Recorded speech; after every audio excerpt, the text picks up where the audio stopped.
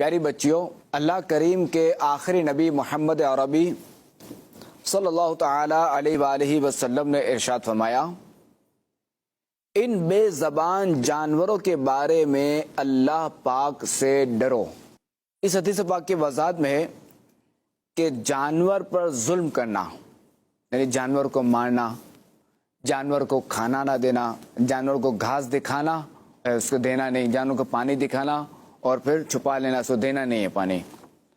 تو جانوروں پر ظلم کرنا انسان پر ظلم کرنے سے زیادہ خطرناک ہے۔ تو ہمارے آقا علیہ الصلوۃ والسلام نے کیا فرمایا کہ ان بے زبان جانوروں کے بارے میں اللہ پاک سے ڈرو، کیونکہ انسان جو ہے نا، جیسے آپ کا بھائی ہے، یہ اگر آپ کو مارتا ہے تب کیا کرو گی؟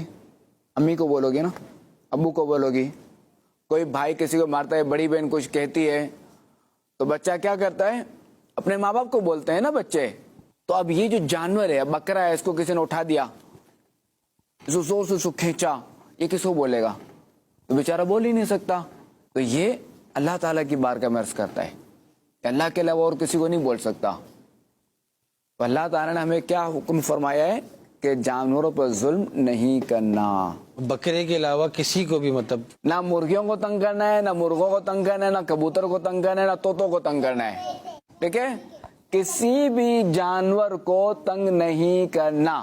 اچھا دیکھو کہ چلو ہم جو ہے نا، وہ کسی کو ہمارے سامنے بڑا موجود ہے، ابو موجود ہیں، امی موجود ہیں، بھائی بڑے موجود ہیں، اب پتہ چلے کہ بچیاں جو ہے نا وہ ان کے سامنے تو تنگ نہ کریں۔ اب اکیلے میں جو ہے نا کوئی ہے نہیں تو بکرے کی رسی کھینچنی ہے، تو اکیلے میں بھی تنگ نہیں کرنا، کیونکہ اللہ تعالیٰ دیکھ رہا ہے، اللہ جانتا ہے، ہم اللہ سے چھپ نہیں سکتے۔